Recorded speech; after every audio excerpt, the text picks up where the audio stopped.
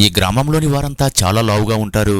అలాగే వీళ్లతో పాటు అక్కడ ఉన్న కుక్కలు కూడా వీళ్లలాగానే చాలా లావుగా ఉంటాయి. ఎందుకంటే ఆ గ్రామంలోని వారంతా పౌష్టికాహారం బదులుగా ఉడికించిన ఆహారాన్ని ప్రతిరోజు తింటారు.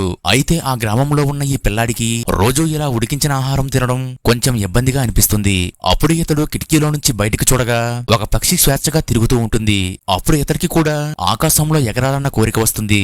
దీంతో ఇతడు కొన్ని బెలూన్స్ తెచ్చి వాటన్నిటినీ తన శరీరానికి కట్టుకుంటాడు. అయితే ఆ బెలూన్స్ అన్ని ఇతడిని మెల్లగా ఆకాశంలోకి తీసుకువెళ్తాయి. అయితే ఇతడి శరీర బరువు ఎక్కువ ఉండడం వల్ల తాడు తెగిపోవడంతో ఈ పిల్లాడు కింద పడిపోతాడు. అప్పుడు ఇతడిని చూసి ఆ గ్రామంలోని వారంతా నవ్వుకుంటూ ఉంటారు. అలాగే ఇతడు చేసిన అల్లరి పని ఆ గ్రామంలోని వారంతా చెప్పుకుంటూ ఉంటారు. అయినా సరే ఇతడు పట్టు విడవకుండా పక్షిలా ఎగరాలని రెక్కలు తయారు చేసుకుని ఆ గ్రామం బయట ఉన్న ఒక పెద్దని కొండ ఎక్కడానికి వెళ్తాడు. అలాగే ఇతడు అతి కష్టం మీద ఎలాగోలా కొండపైకి చేరుకుంటాడు. అప్పుడు ఇతడికి అక్కడ ఉన్న ఒక పక్షి చెట్లకు ఉన్న పండ్లు తినడం చూస్తాడు.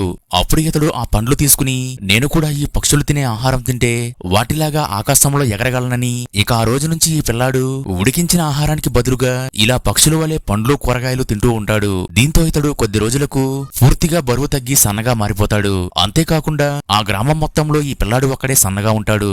అలాగే ఇతడు మళ్లీ పక్షుల వల్లే రెక్కలు తయారు చేసుకుని పరిగెత్తుకుంటూ వెళ్లి ఆకాశంలోకి ఎగరగానే బరువు తక్కువగా ఉండడం వల్ల ఇతడు పక్షి వలె ఎగురుకుంటూ వెళ్ళిపోతాడు. అయితే ఆ తర్వాత ఏమైందో తెలియాలంటే ఈ వీడియో లైక్ చేసి నెక్స్ట్ పార్ట్ అని కామెంట్ చేయండి.